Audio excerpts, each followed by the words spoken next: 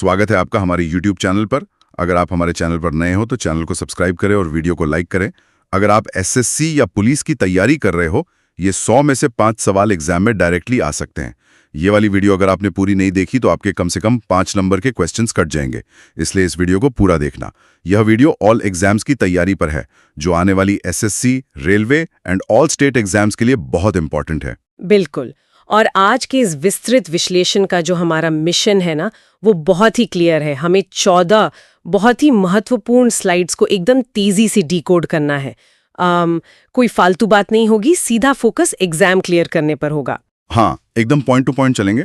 तो हमारा स्ट्रक्चर कुछ ऐसा रहेगा कि हम एक एक करके हर स्लाइड का डेटा देखेंगे, उसको याद रखने की ट्रिक डिस्कस करेंगे और फिर उसके महत्वपूर्ण एमसीक्यूज कवर करेंगे। सही है, तो शुरू करते हैं। चलिए, अब अगली स्लाइड देखते हैं। पहली स्लाइड ये है जीरो पॉवर्टी उत्तर प्रदेश अभियान। हाँ, इसका हेडलाइन ही काफी दमदार है। यूपी को भारत का पहला शून्य गरीबी राज्य बनाने का लक्ष्य रखा गया है। मतलब पूरी तरह से गरीबी खत्म करना। हाँ, और इसकी शुरुआत 2 अक्टूबर 2024 से हुई है। बिल्कुल, 2 अक्टूबर से।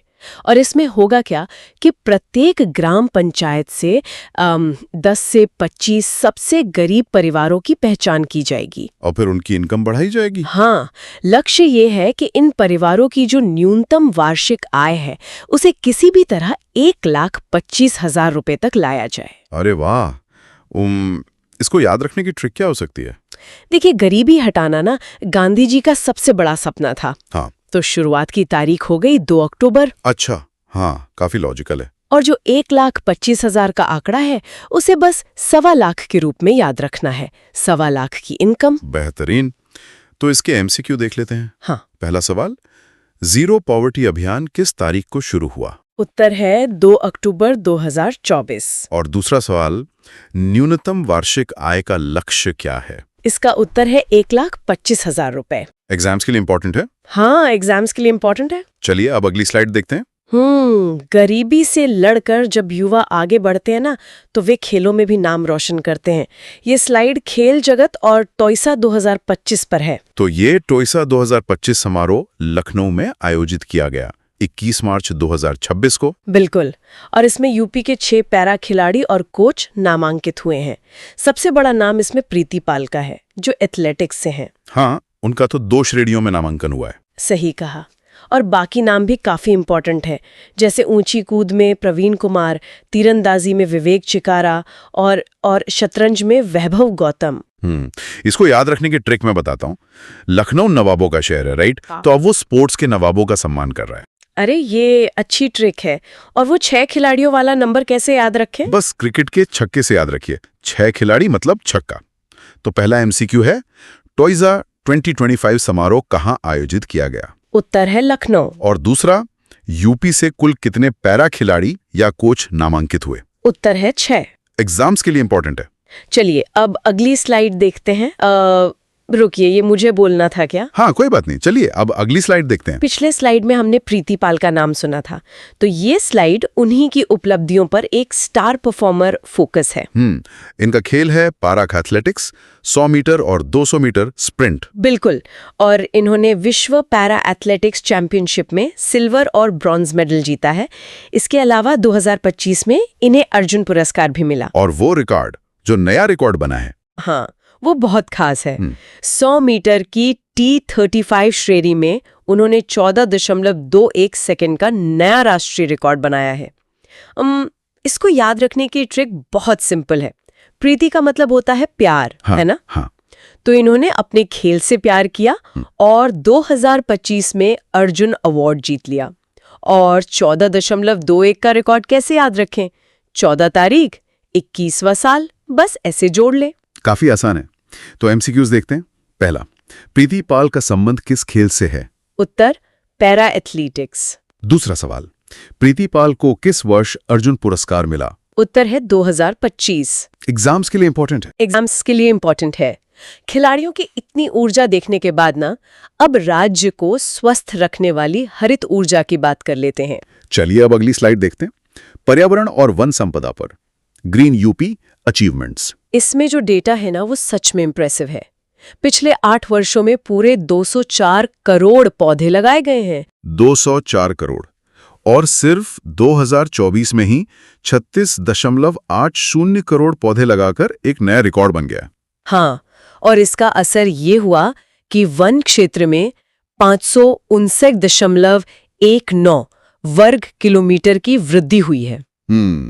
एक पॉइंट इसमें और है, किसानों को पहली बार कार्बन क्रेडिट से वित्तीय लाभ मिल रहा है। ये काफी नया कॉन्सेप्ट है। अच्छा, इसकी ट्रिक मैं देता हूं। ये तो 36.80 करोड़ का आंकड़ा है ना, इसे 36 का आंकड़ा से याद रख सकते हैं। मतलब दुश्मनी वाला? नहीं, दुश्मनी से नहीं, बल्कि प्रकृति से दोस्ती के रूप में याद रखें। बस नंबर याद आना चाहिए। हाँ, ये सही है। तो MCQ पर आते हैं। पहला, पेड़ लगाओ पेड़ बचाओ जन अभियान 2024 के तहत कितने पौधे लगाए गए? उत्तर है 36.80 करोड़। दूसरा सवाल थोड़ा अलग है। यूपी को किस राज्य के बाद वनीकरण में अग्रणी माना गया है? ये एक तुलनात्मक सवाल है जिसका उत्तर सीधे डेटा में नहीं है, पर चर्चा के लिए और एग्जाम के नजरिए से ये प्रश्न महत्वपूर्ण है। बिल्कुल, एग्जाम्स के लिए इंपॉर्टेंट है। चलिए अब अगली स्लाइड देखते हैं। देखिए, जंगलों के संरक्षण के बाद सीधा असर नदियों पर पड़ता है ना? तो ये स्लाइड डॉल्फिन संरक्षण और जल जीव पर है। अक्टूबर 2023 में गंगा डॉल्फिन को राज्य जलीय जीव घोषित किया गया था। हाँ, और भारत में कुल डॉल्फिन है 6327, जिसमें से यूपी 2397 के साथ एकदम टॉप पर है। अरे वाह! और ये प्रोजेक्ट डॉल्फिन के तहत गणना का जो दूसरा चरण है वो बिजनौर से शुरू हुआ है जनवरी 2026 में। बिल्कुल, और इसकी ट्रिक बहुत आसान है। बिजनौर शुरू होता है B से और डॉल्फिन D से, तो B और D का कनेक्शन याद रखना है। और वो 2397 का आंकड़ा? उसको ऐसे याद रखें कि 2400 में सिर्फ 3 कम। सिंपल। नाइस। तो MCQ है। पहला, उत्तर प्रदेश का राज्य जलीय जीव कौन सा है? उत्तर है गंगा डॉल्फिन। और दूसरा, डॉल्फिन गणना 2026 की शुरुआत कहां से हुई? उत्तर बिजनौर से है। जब प्रकृति और नदियां इतनी साफ होंगी तो वहां पर्यटक तो आएंगे ही। सही बात है। चलिए अब अगली स्लाइड देखते हैं। पर्यटन के नए कीर्तिमान। 2025 में घरेलू पर्यटन मतलब डोमेस्टिक टूरिज्म में यूपी नंबर 1 रहा है। और ये आंकड़ा देखिए, 137 करोड़ पर्यटकों का भ्रमण। सच में ये बहुत बड़ा नंबर है। अकेले महाकुंभ 2025 जो प्रयागराज में हुआ, वहां 66 करोड़ से अधिक लोग आए थे। और प्रमुख केंद्र रहे हैं अयोध्या, वाराणसी और मथुरा वृंदावन। इसकी ट्रिक तो बहुत ही रिलेटेबल है। भारत की कुल आबादी के आसपास मतलब लगभग 137 करोड़ लोग यूपी घूम लिए। हाँ, ये याद रखने में आसान है। और कुंभ का 66 करोड़। कुंभ का आंकड़ा याद रखने के लिए क्रिकेट का छक्के पे छक्का सोचें, 66 करोड़। बढ़िया ट्रिक है। चलिए MCQ देखते हैं। पहला, 2025 में यूपी में कितने घरेलू पर्यटक आए? उत्तर है 137 करोड़। दूसरा, महाकुंभ 2025 का आयोजन कहाँ किया गया? उत्तर प्रयागराज। एग्जाम्स के लिए इंपॉर्टेंट है। हाँ, एग्जाम्स के लिए इंपॉर्टेंट है। अब जब इतने करोड़ पर्यटक आएंगे ना, तो शहरों का स्मार्ट और कचरा मुक्त होना भी बहुत जरूरी है। चलिए अब अगली स्लाइड देखते हैं। स्मार्ट और स्वच्छ यूपी। तो इसमें जो 10 स्मार्ट शहर चुने गए थे, उनमें से 99% कार्य पूरा हो चुका है। और लखनऊ तो पहला जीरो फ्रेश वेस्ट डंप शहर बन गया है। ये काफी बड़ी अचीवमेंट है। बिल्कुल। और जो कचरा रिसाइकल नहीं होता, उसके लिए 15 मेगावाट का एक वेस्ट टू एनर्जी मतलब कचरे से बिजली बनाने वाला प्लांट प्रस्तावित है। 100% वैज्ञानिक प्रसंस्करण हो रहा है। इसको याद रखने की ट्रिक बताती हूँ। स्मार्ट शहरों की संख्या एकदम परफेक्ट 10 है। और लखनऊ वाला? नवाबों का शहर अब कूड़े के ढेर से पूरी तरह आजाद हो गया है। बस ऐसे याद रखें। एकदम सही।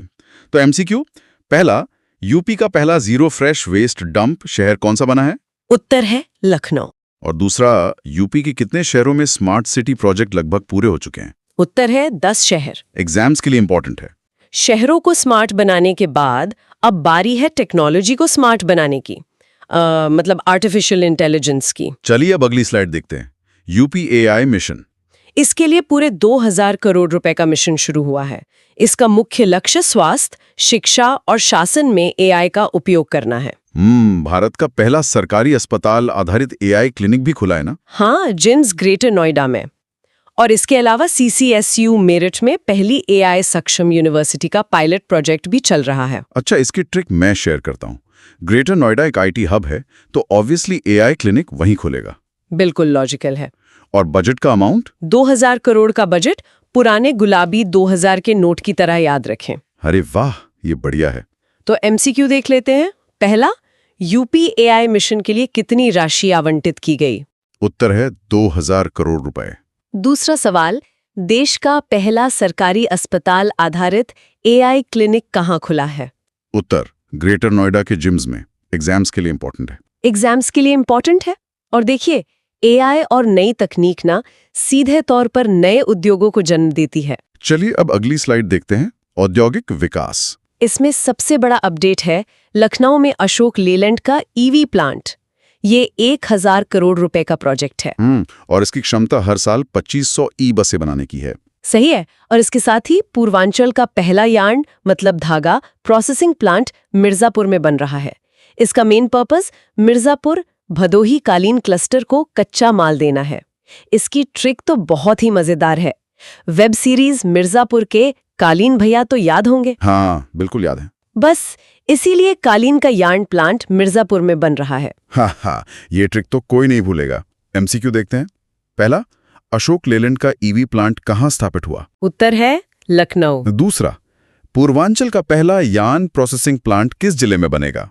उत्तर मिर्जापुर। एग्जाम्स के लिए इंपॉर्टेंट है। एग्जाम्स के लिए इंपॉर्टेंट है। अब बड़े उद्योगों की बात तो हो गई, तो थोड़ा जमीनी स्तर की संस्कृति और पारंपरिक व्यवसायों को भी देख लेते हैं। चलिए अब अगली स्लाइड देखते हैं। एक जिला एक व्यंजन या ODOC और संस्कृति। ODOC का काम है हर जिले के सिग्नेचर व्यंजन को प्रमोट करना, जैसे आगरा का पेठा। और इसी संस्कृति वाले हिस्से में फिरोजाबाद में 47 करोड़ रुपए से पहला कांच संग्रहालय या ग्लास म्यूजियम भी बन रहा है। हाँ, और बहराइच में महाराजा सुहेल देव स्मारक। एक और इंटरेस्टिंग अपडेट है कि राजभवन का नाम बदलकर अब जन भवन कर दिया गया है। इसको याद रखने की ट्रिक देखिए। फिरोजाबाद अपनी कांच की चूड़ियों के लिए मशहूर है, तो ग्लास म्यूजियम वहीं होगा। एकदम सही। और राजभवन वाला? राजभवन अब आम जन मतलब जनता का भवन हो गया है। राज से जन। परफेक्ट। MCQ लेते हैं।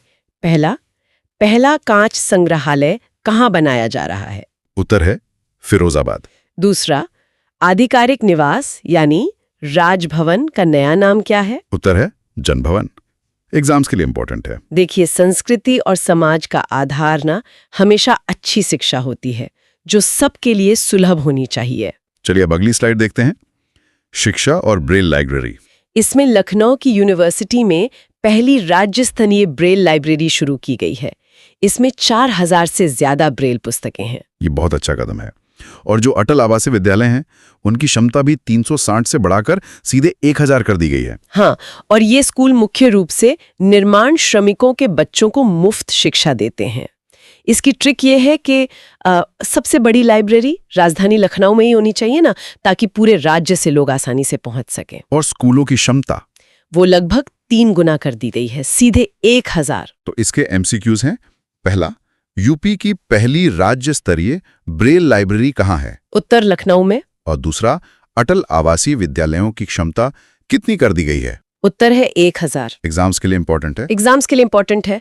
और शिक्षा और रोजगार जब मिलते हैं ना, तभी जीरो पॉवर्टी का असल लक्ष्य पूरा होता है।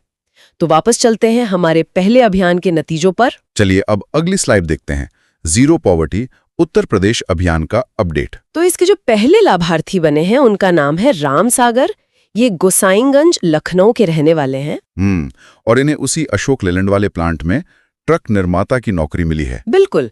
अब तक 13.57 लाख परिवारों का डेटा एकत्र किया जा चुका है। और इसमें एक बड़ा नियम ये आया है कि 1 फरवरी 2026 से संपत्ति पंजीकरण के लिए आधार सत्यापन अनिवार्य हो गया है। इसको याद रखने की ट्रिक सुनिए। अभियान की शुरुआत राम के नाम से हुई, मतलब राम सागर, और वो आधार वाली तारीख। हाँ, आधार अनिवार्य करने की तारीख बजट वाले दिन यानी 1 फरवरी से याद रखें। काफी लॉजिकल है। तो MCQs देखते हैं। पहला, जीरो पॉवर्टी अभियान के पहले लाभार्थी कौन बने? उत्तर है राम सागर। दूसरा, आधार आधारित संपत्ति पंजीकरण कब से अनिवार्य हुआ? उत्तर 1 फरवरी 2026। एग्जाम्स के लिए इम्पोर्टेंट है। एग्जाम्स के लिए important है। एग्जाम्स के लिए इम्पोर्टेंट है। अब विकास का पहिया चलाने के लिए ऊर्जा सबसे महत्वपूर्ण है, और खास पर सौर ऊर्जा। चलिए अब अगली स्लाइड देखते हैं, ऊर्जा और सौर ऊर्जा परियोजनाएं। तो इसमें कोल इंडिया के साथ मिलके जालौन में 500 मेगावाट का सोलर प्लांट लग रहा है 2500 करोड़ की लागत से। और झांसी में भी 200 मेगावाट का प्रोजेक्ट प्रस्तावित है। हाँ, इसके अलावा 2025-26 के बजट में बिजली सब्सिडी के लिए 17,700 करोड़ रुपए दिए गए हैं। और पीएम कुसुम योजना से किसानों के डीजल पंपों को सोलार में बदला जा रहा है। इसकी ट्रिक मैं बताती हूँ। बुंदेलखंड इलाके में गर्मी और धूप बहुत ज्यादा होती है, राइट? हाँ बिल्कुल, तो इसीलिए जो सोलर प्लांट्स हैं वो जालौन और झांसी में लगाए गए हैं। एकदम प्रैक्टिकल है। चलिए एमसीक्यू देखते हैं। पहला, 500 मेगावाट का सोलर प्लांट कहाँ लगाया जा रहा है? उत्तर है जालौन। दूसरा, बिजली सब्सिडी के लिए कितनी राशि दी गई? उत्तर 17,700 करोड़ रुपए। एग्जाम्स के लिए इंपॉर्टेंट है। एग्जाम्स के लिए इम्पोर्टेंट है। तो इतनी सारी विकास योजनाओं के बाद अब वक्त है इस राज्य की स्थापना का जश्न मनाने का। चलिए अब अगली स्लाइड देखते हैं, उत्तर प्रदेश दिवस और गौरव सम्मान। तो यूपी दिवस मनाया जाता है 24 जनवरी को, और इसकी शुरुआत हुई थी 2018 से। और 2026 की थीम क्या है? विकसित भारत, विकसित उत्तर प्रदेश। बिल्कुल। और 24 जनवरी ही क्यों? क्योंकि 1950 में इसी दिन यूनाइटेड प्रोविंस का नाम बदलकर उत्तर प्रदेश रखा गया था। और इसी दिन गौरव सम्मान और ओडीओसी योजना भी लॉन्च हुई थी। इसकी ट्रिक देखिए, 26 जनवरी यानी गणतंत्र दिवस से ठीक 2 दिन पहले यूपी का जन्मदिन आता है, 24 जनवरी। और थीम तो बहुत स्पष्ट है, विकसित देश के साथ विकसित राज्य। एकदम। तो आखिरी 2 एमसीक्यूज हैं। पहला, उत्तर प्रदेश दिवस कब मनाया जाता है? उत्तर है 24 जनवरी। और दूसरा, यूपी दिवस 2026 की थीम क्या थी? उत्तर विकसित भारत, विकसित उत्तर प्रदेश। एग्जाम्स के लिए इंपॉर्टेंट है। एग्जाम्स के लिए इम्पोर्टेंट है। तो आज हमने जितने भी आंकड़े और योजनाएं देखी, वो सब एक बड़े बदलाव की तरफ इशारा कर रही हैं। पर मैं एक बात सोचने के लिए छोड़ना चाहूंगी। जब एआई मतलब आर्टिफिशियल इंटेलिजेंस सरकारी अस्पतालों और शासन प्रणाली का पूरी तरह से हिस्सा बन जाएगा, तो भविष्य में राज्य के प्रशासनिक ढांचे और एक आम इंसान की भूमिका में क्या क्रांतिकारी बदलाव आएंगे? क्या तकनीकी विकास और जीरो पॉवर्टी एक दूसरे के पूरक बनेंगे? इस पर सच में सोचने की जरूरत है। बिल्कुल सही कहा। और मुझे उम्मीद है कि ये 14 स्लाइड सिर्फ रटने के लिए नहीं, बल्कि ये समझने के लिए हैं कि पूरा राज्य किस दिशा में आगे बढ़ रहा है। तो दोस्तों, अगर आपको ये विश्लेषण मददगार लगा हो तो वीडियो को लाइक करें और सब्सक्राइब करना ना भूलें, ताकि आपकी तैयारी में कोई कमी ना रहे।